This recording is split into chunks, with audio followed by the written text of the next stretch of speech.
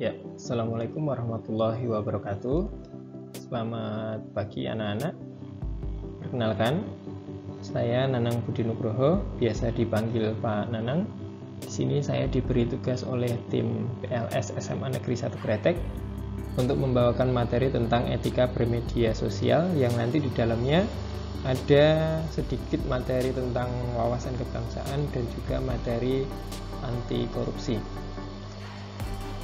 Baik, pertama saya ucapkan selamat kepada anak-anak kelas 10 yang sudah bergabung menjadi bagian dari SMA Negeri 1 Kretek ini. Semoga kita bisa bekerja sama untuk melaksanakan kegiatan belajar mengajar di SMA Negeri 1 Kretek ini dengan sebaik-baiknya. Nah, baik, langsung saja kita masuk ke materi etika bermedia sosial. Nah, media sosial itu terdiri dari dua suku kata. Yang pertama itu media, dapat diartikan sebagai alat bantu yang digunakan untuk menyampaikan atau menempatkan sesuatu. Kemudian yang kedua yaitu sosial, dapat diartikan sebagai suatu hubungan antar manusia yang satu dengan manusia lainnya. Jadi media sosial dapat kita artikan sebagai alat yang digunakan untuk berhubungan atau berkomunikasi antar manusia satu dengan manusia lainnya. Nah, tentunya berbeda antara media sosial dan juga media komunikasi. Kalau media komunikasi itu masih bersifat umum. Media komunikasi itu contohnya adalah telepon, terus poster, spanduk, papan pengumuman, buletin, surat kabar, terus radio, televisi. Nah, seperti itu. Itu adalah media komunikasi.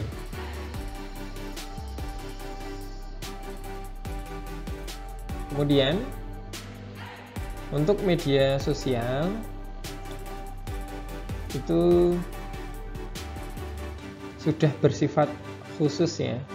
Dijelaskan oleh KBBI bahwa media sosial adalah laman atau aplikasi yang memungkinkan pengguna dapat membuat atau berbagi isi atau terlibat dalam jaringan sosial. Nah, dari sini jelas bahwa media sosial sudah merujuk pada aplikasi atau laman-laman yang digunakan untuk kita terlibat dalam perilaku atau jaringan sosial.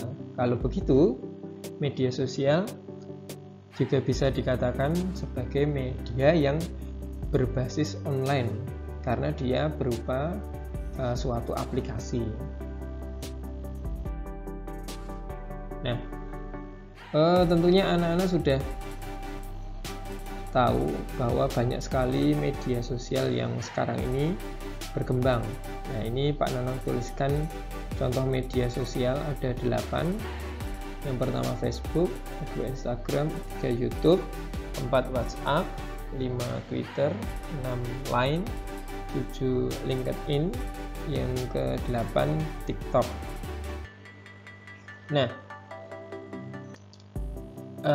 dari 8 contoh media sosial ini paling tidak kita itu menggunakan 3 ya minimal ya yang aktif.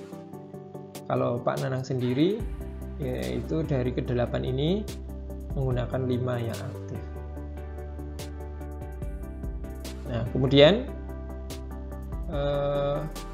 ini data dari katadata.go.id, 10 media sosial yang jumlah pengguna aktif bulanan terbanyak di dunia per 25 Januari 2021.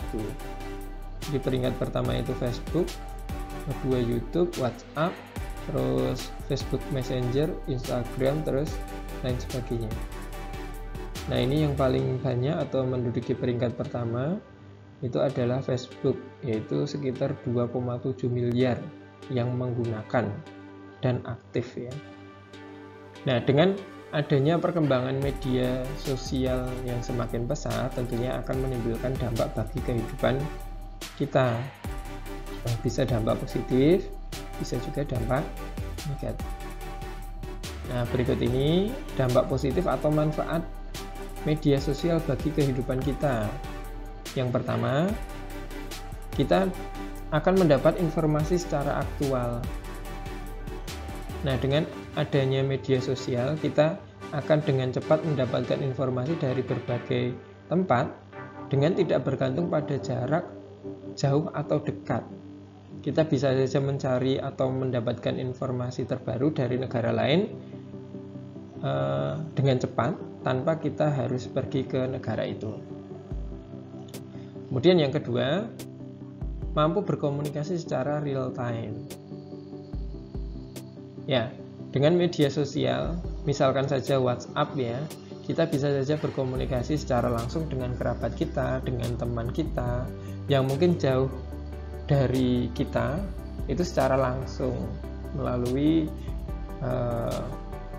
video call.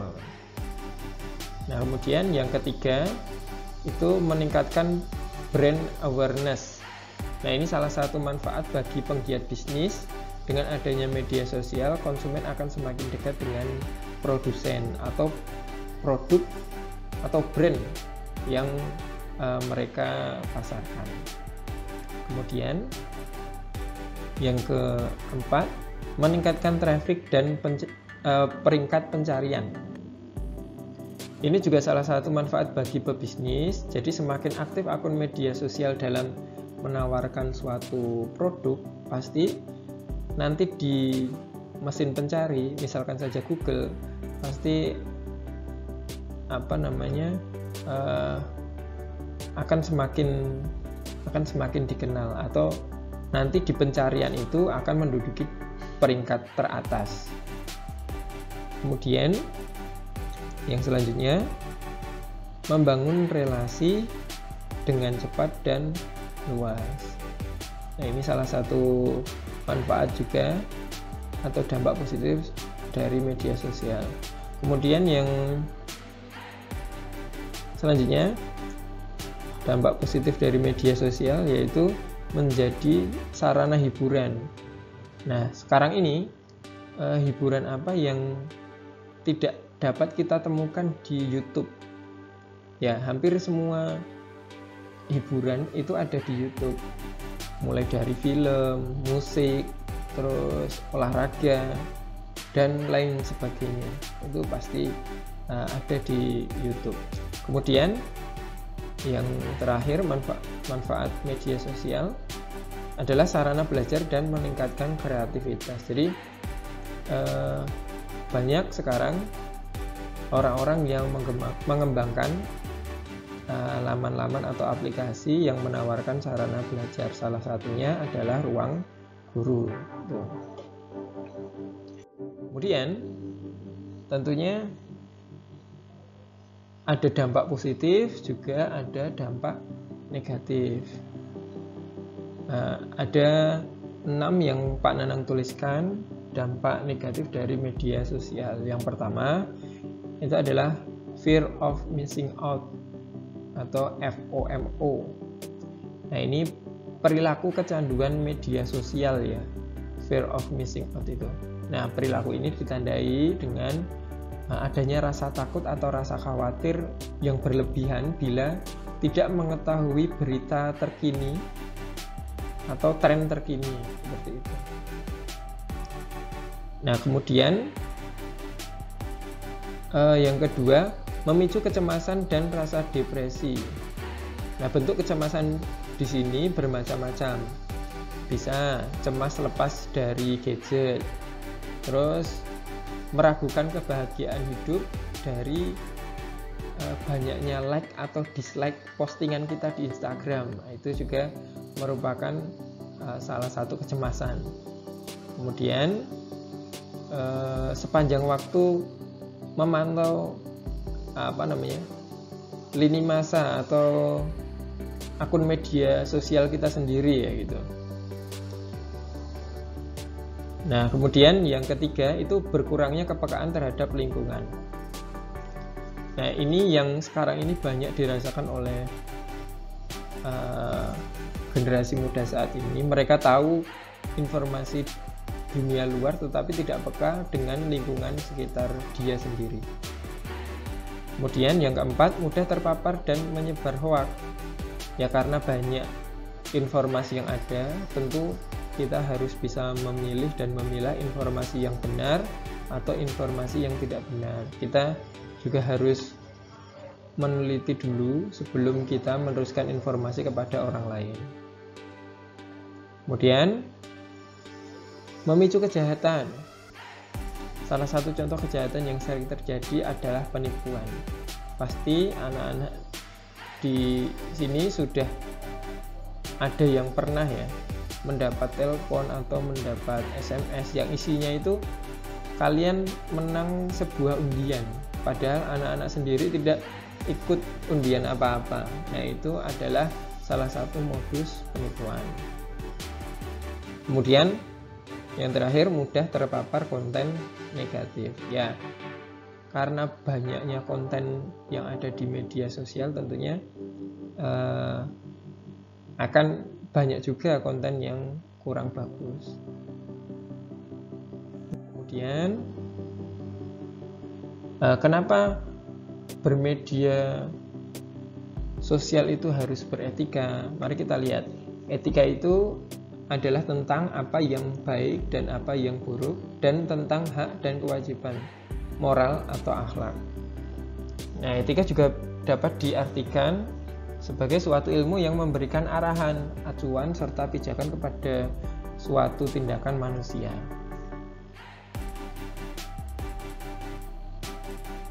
Nah, beberapa etika media sosial yang harus anak-anak mengerti, ini diantaranya ada 6 ini. Yang pertama, kalau anak-anak bermedia sosial, yang pertama harus sopan dalam berkomunikasi. Nah, semua postingan kita harus menggunakan bahasa yang bagus. Pemilihan kata harus diperhatikan, apalagi kalau itu berkomunikasi dengan orang yang lebih tua atau yang punya kedudukan yang lebih tinggi dari kita. Nah, contoh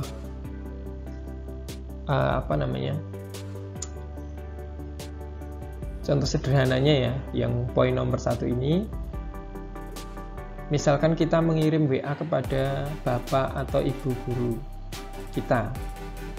Kalau itu WA pertama dari anak-anak, ya yang pertama buka dengan salam. Kemudian perkenalkan diri kalian, nama, terus kelas. Kemudian tulis keperluan kalian dengan bahasa yang baik dan sopan. Dan juga selanjutnya, jangan lupa tutup dengan kata terima kasih dan juga salam. Kemudian kalau misalkan ada keperluan kepada guru ya, nah pilih waktu yang tepat untuk berkomunikasi. Jangan sampai kalian telepon atau WA di waktu istirahat bapak ibu guru. Nah, tidak etis juga kalau misalkan kalian pukul 2 dini hari itu telepon atau WA bapak ibu guru kalian. Kemudian yang selanjutnya, yang kedua, hindari penyebaran sara, pornografi, dan aksi kekerasan. Ini tidak boleh ya di konten media sosial kalian. Kemudian yang ketiga, periksa kebenaran berita. Jadi sebelum kita meneruskan berita atau menyampaikan berita kepada orang lain, kita harus memastikan dulu berita itu benar atau tidak. Kemudian yang keempat, menghargai karya orang lain, bukan plagiasi. Ya, kita tidak boleh mengklaim karya orang lain menjadi milik kita pribadi, apalagi agar kita mendapatkan keuntungan atau uang. Itu sangat dilarang. Kemudian yang kelima, jangan terlalu mengumbar informasi pribadi. Kita juga tidak boleh memosting data-data pribadi yang penting karena dapat digunakan untuk modus-modus kejahatan. Yang keenam, Jangan over posting atau dikit-dikit posting, dikit-dikit update status, itu jangan, itu tidak baik juga. Nah, kemudian apa hubungannya etika bermedia sosial dengan wawasan kebangsaan? Mari kita lihat apa itu wawasan kebangsaan. Nah, wawasan kebangsaan dapat diartikan cara pandang bangsa Indonesia mengenai diri dan lingkungannya, mengutamakan kesatuan dan persatuan wilayah dalam penyelenggaraan kehidupan bermasyarakat, berbangsa, dan bernegara. Adapun nilai-nilai dalam wawasan kebangsaan antara lain, yang pertama kehidupan yang bebas, merdeka, dan bersatu, kedua cinta tanah air, tiga demokrasi, keempat masyarakat adil, makmur. Jadi, wawasan kebangsaan itu lebih mengutamakan rasa cinta tanah air dan nasionalisme untuk kehidupan berbangsa yang lebih baik dan juga menjaga kesatuan dan persatuan bangsa kita. Nah, oleh karena itu, untuk menjaga kesatuan dan persatuan bangsa, cara kita bermedia sosial itu juga diatur, yang dikenal dengan Undang-Undang ITE atau Undang-Undang Informasi dan Transaksi Elektronik. Nah, kemudian karena ada peraturan atau ada undang-undangnya, maka kita juga harus berhati-hati dalam bermedia sosial. Karena ternyata masih banyak pelanggaran-pelanggaran yang sering dilakukan netizen Indonesia yang bisa terjerat Undang-Undang ITE. Antara lain, yang pertama pelanggaran hak cipta pasal 34. Nah, ini biasanya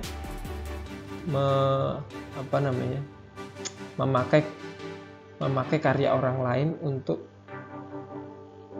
membuat diri kita menjadi untung, seperti itu yang pertama, itu pelanggaran hak cipta. Kemudian yang kedua, penghinaan atau pencemaran nama baik pasal 27 ayat 3. Yang ketiga, ujaran kebencian. Yang keempat, muatan perjudian. Yang kelima, berita bohong atau hoax. Yang keenam, hacking. Oleh karena itu, konten-konten dari media sosial kita tidak boleh memuat hal-hal demikian. Nah, selanjutnya, apa kaitannya media sosial dengan anti korupsi? Nah, kita lihat bahwa anti korupsi adalah suatu tindakan untuk mengendalikan dan mengurangi korupsi berupa keseluruhan upaya untuk mendorong generasi mendatang untuk mengembangkan sikap menolak secara tegas terhadap setiap bentuk korupsi. Nah, dengan media sosial kita juga bisa belajar tentang anti korupsi, misalkan saja dari web ini kpk.go.id dan juga antikorupsi.org. Nah, kita bisa belajar dari web-web ini atau laman-laman ini tentang berbagai pandangan atau ilmu anti korupsi, sehingga kita bisa menjadi agen anti korupsi itu sendiri. Nah, mungkin itu yang bisa Pak Nanang sampaikan terkait materi PLS hari ini. Terima kasih dan mohon maaf apabila dalam Pak Nanang menyampaikan materi banyak kekurangan. Mohon dimaafkan. Terima kasih. Sekian dari Pak Nanang. Pak Nanang tutup. Wassalamualaikum warahmatullahi wabarakatuh. Tetap semangat.